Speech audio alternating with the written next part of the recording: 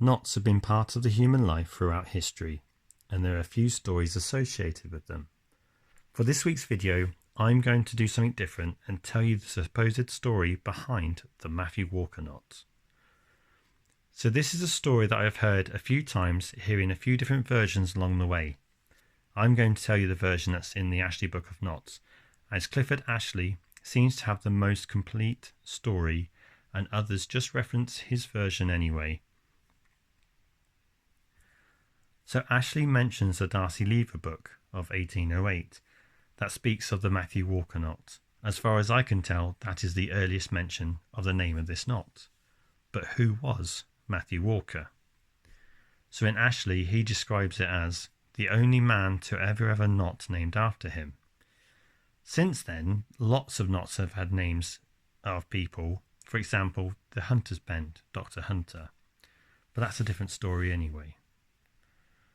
So the Royal Museum in Greenwich suggests there's a plausible account that Matthew Walker worked in the Royal Navy as a rigger in the mid-18th century in Tyneside. See a link for that in the description. Ashley mentions that Dr. Frederick Lucas of the American Museum of Natural History, who told him this following story. A sailor was sentenced to death by a judge. Now, this judge had been a sailor when he was younger, and the judge offered the condemned man, Matthew Walker, a full pardon on one condition, because of their common fellowship of the sea.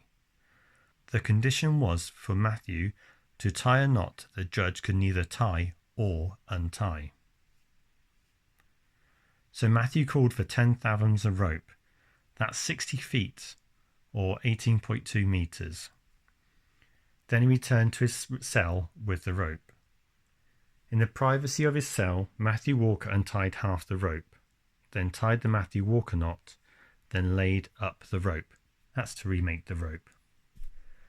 So returning to the courtroom with the 10 fathoms of rope, the knot in the middle of the rope, the judge examined the knot.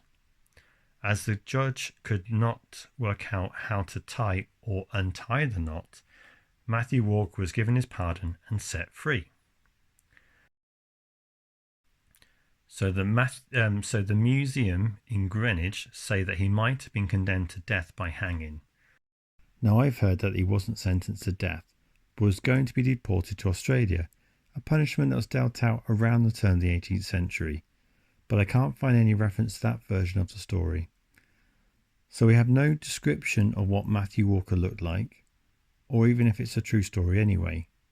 So whether he was a rigger from the Royal Navy or a man sentenced to death or deportation, the story is a fantastic one anyway, and the knot is a very practical and decorative one as well.